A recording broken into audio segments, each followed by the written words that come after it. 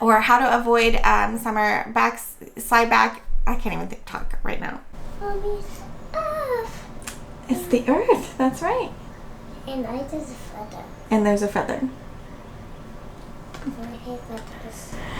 Hi friends, welcome back to Homeschool-ology. If you're new here, welcome. My name is Nikki. I'm a homeschooling mom of 4. I've got a 7th grader, 3rd grader, and 5 and 3-year-old doing a pre-K level. Currently, we are year-round homeschoolers, so they will change over in August.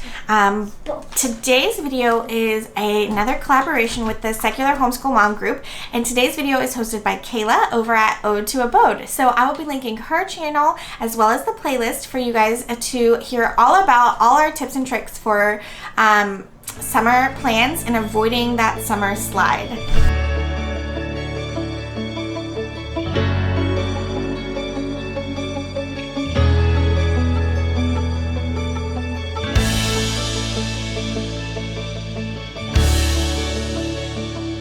As I mentioned in the beginning of the video, we are year-round homeschoolers. So how we kind of avoid that summer slide is that we continue to homeschool, and our summer plans is that we continue to homeschool. But things are a little bit different over the summer months because we aren't as hard into all of the things that we do.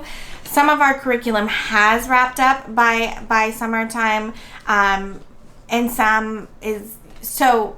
Basically, we have a lighter load in the summer. We are normally continuing to do math, and then anything that's has a lot of lessons in it. So our fix-it grammar we're still in the middle of, and our sequential spelling we're still in the middle of. So those will continue through the summer.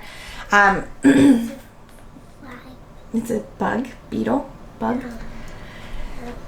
But things do lighten up. We do less things because we are doing more things with other people. So our public school friends are out of school. They do a lot of summer camps, but we are doing more with them. We do, go to have beach days with them. We do hang out do a lot of play dates in the summertime. So things are less in the summer, but we are keeping up doing homeschool. If you don't choose to homeschool year-round, here are some things that we do in the summer that you would be able to do as well to kind of prevent that, summer slide or losing details or anything with your kiddos.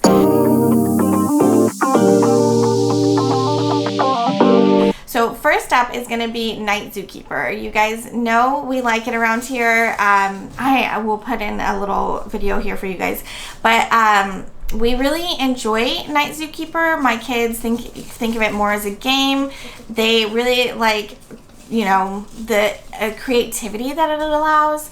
And it is helping them, whether they like to admit it or not, with their writing. And so that is something that we will be continuing for sure. If you are interested in Night Zookeeper, I do have a code linked down below that is a discount for you if you sign up for the year. And also don't forget that they have a free trial. So even if you are not sure, or if you want to see if your kiddos are going to like it before you make the investment, go over there and sign up for that free trial. And it's really great. It is I think it's a week long, but you full access, so you can see how everything works and how all of it goes. We definitely did that before we tried it out, and so it was we just love Night Zookeeper.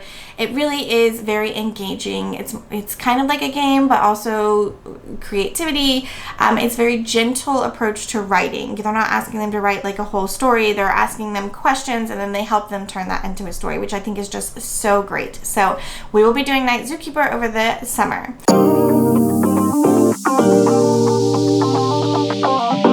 Next up is Prodigy math game. They do have an English version of it now, but I haven't tried that out yet. But we've been using the math version for a very long time, since my oldest was little, and this is just a great game. We usually just use the free. You can get a paid one that helps them get treasure chests and just things like that. We did do the paid for a while, but right now we're just using the free version of it. I'm not affiliated with them in any way, but I just really love this program. All of my kiddos like it. My son loves it even though it's designed for first grade, like that's the lowest level it's supposed to be, he is learning from it. You know, it's basically just counting and things at this point, but it really does help, and he really does enjoy playing it. So it's definitely a game that we love to use during this all year long, really, but during the summer I will have them get on a little bit more frequently since we're not doing as many other things in our homeschool. So that is one of the things that we do.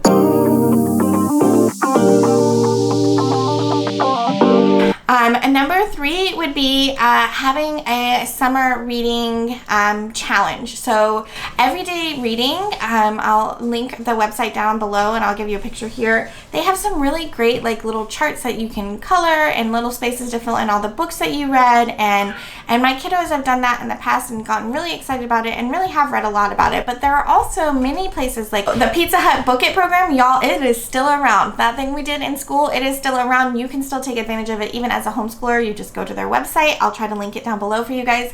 And so something like that, or Barnes & Noble's has a program where if you read a certain amount, you get a free book. There are just tons of little things like that. Look, normally your local library will have some kind of summer reading challenge as well. So signing your kids up for something like that to give them some kind of motivation to read some books during the summer is a great way for them to keep up, you know, their reading skills, their comprehension skills, working on all of that. So that is another tip for avoiding that summer slide.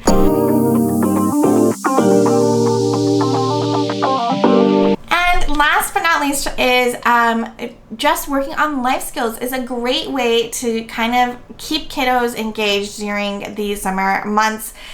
Things like baking together and cooking together. You can slyly work on conversions and all of that while you're doing that, and time management, and taking the kiddos to the grocery store with a budget in mind, and working on that skill, and having them just, you know, learn through life. Which of course you're going to be doing that all year, but summertime is a good time to kind of put that on the forefront when you're doing less academic stuff. So I think that's it for me today. Thank you again to Kalea for hosting this really fun collab, and don't forget to head on down to the description and check out her channel as well as the playlist of all the other secular homeschool moms who are sharing their summer plans or how to avoid that summer slide with you today. I would love to hear what your summer plans are down in the comments, and while you were down there, I would love it for you to hit that subscribe button, ring that notification bell, and give this video a thumbs up. And don't forget, you can always follow me over on Instagram at Homeschool-ology. And that is all I have for you guys today. So I hope you will come back and chat with me again real soon, and I'll talk to you guys later. Bye.